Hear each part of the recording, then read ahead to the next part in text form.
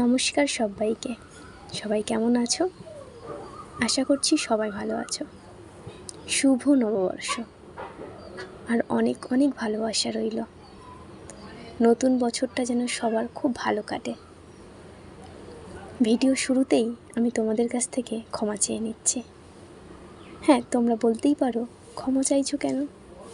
ক্ষমা চাওয়ার কারণ হচ্ছে আমি এই ভিডিওটা করেছিলাম পয়লা বৈশাখের দিনে।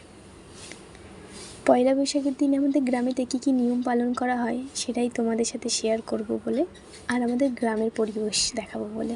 কিন্তু সময়ের অভাবে আমার আর সেই ভিডিও পোস্ট করা হয়ে ওঠেনি, তাই আবারও ক্ষমা চেয়ে নিলাম। গত 2 বছরেরও বেশি আমার চ্যানেলে আমি কোনো ভিডিও পোস্ট করি না। তোমরা ভাবতেই পারো এই 2 বছরে আমি কেন ভিডিও পোস্ট করিনি। কারণ এই 2 বছরে আমার সাথে ঘটে যাওয়া অনেক কাহিনী আছে। এই 2 বছরে আমাকে কিছু মানুষ ছেড়ে চলে গেছে, আবার কেউ কেউ আমার জীবনে এসে আমার জীবনটাকে আলোকিত করে তুলেছে। তবে না, আজ আমি আমার অতীতের গল্প তোমাদেরকে শোনাবো না। আজ আমি তোমাদেরকে আমার গ্রামের পরিবেশ দেখাবো। এখন সকাল 6টা মতো বাজে, আর এই সকাল 6টা গ্রামের পরিবেশ ভারী সুন্দর, খুব সুন্দর দেখতে লাগে।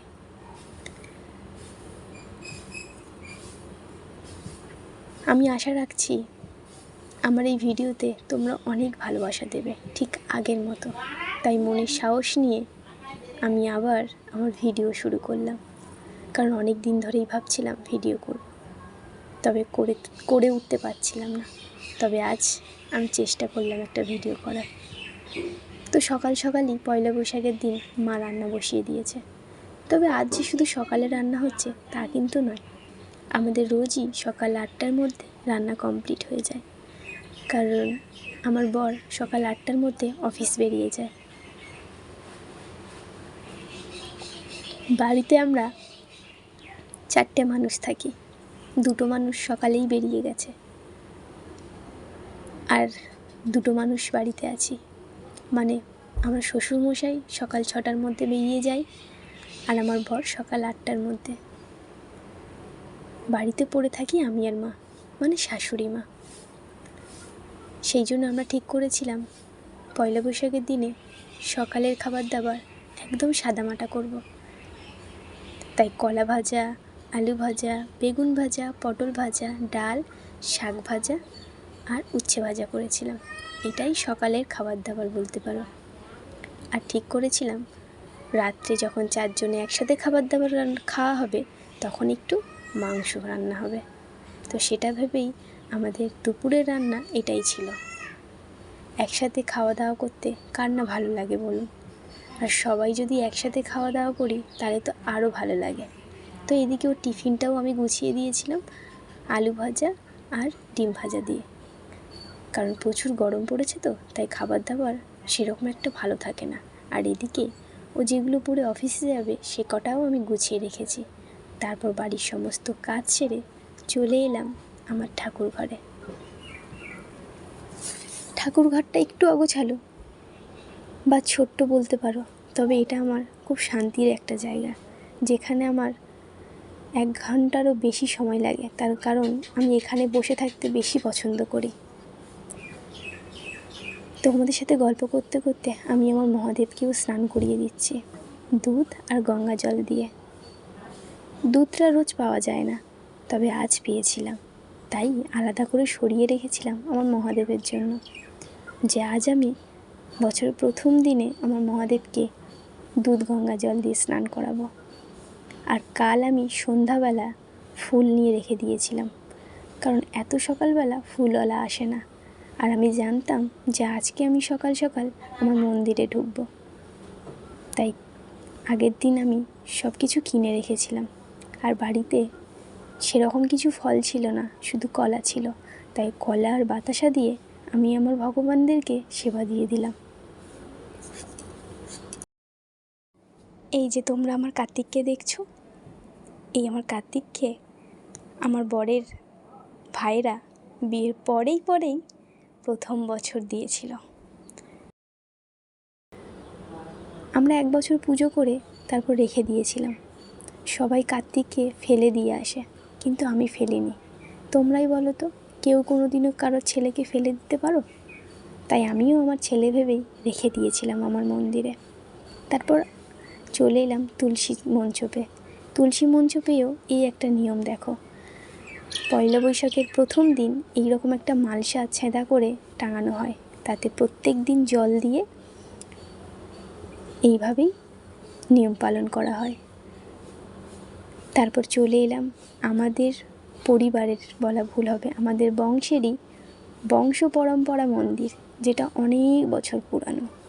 এমনকি আমাদের রাধা গোবিন্দও অনেক বছর পুরানো আর খুবই জাগ্রত, সবার মনস্কামনা পূরণ করেন। তারপর চলে এলাম একদম সকালের খাবার দাবারে। আমার খুব একটা ইচ্ছা করছিল না খেতে, তবে সেই জন্যই আমি ডাল আর পটল ভাজা, একটু আলু ভাজা নিয়েছিলাম খাওয়ার জন্য। এই গরমে আর অন্য কিছু খেতে ইচ্ছা করছিল না, তাই এই প্লেন খাবারটাই আমার যেন অমৃত লাগছিল। তারপরে খাওয়া দাওয়া কমপ্লিট করে ঘরে এসে একটু আঙুর ছিল, সেটাই আমি খেলাম। তারপরে দুপুরবেলা পিসি দিয়ে গিয়েছিল মাংস, সেখান থেকে 2 পিস মাংস নিয়ে খেলাম। মাংসটাও খেতে ইচ্ছা করছিল না দুপুরবেলা, কিন্তু পিসি খুব বড় মুখ করে দিয়ে গেছিলো, তাই খেয়েছিলাম। আর এদিকে আমাদের ঘরের উঠোনে জামরুল গাছ ছিল। তোমাদেরকে আমার জামরুল গাছের নিয়ে একটা গল্প শোনায়। ছোটোবেলায় না, এই জামরুল খাওয়ার জন্য দুপুরে না ঘুমিয়ে মায়ের কাছ থেকে পালিয়ে যেতাম এই জামরুল খাবো বলে। বাড়িতে এসে খুব বকা খেতাম দুপুরবেলা না ঘুমানোর জন্য। আর এখন আমার ঘরের ভেতরে জামরুল গাছ, কিন্তু কোনোদিনও ইচ্ছা হয় না যে একটা জামরুল পেড়ে খাবো। সেই জন্য সবাই বলে না, সময় থাকতে সব কিছু করে দিতে হয়, সত্যিই তাই। ছোটোবেলাটা খুব মিস করি।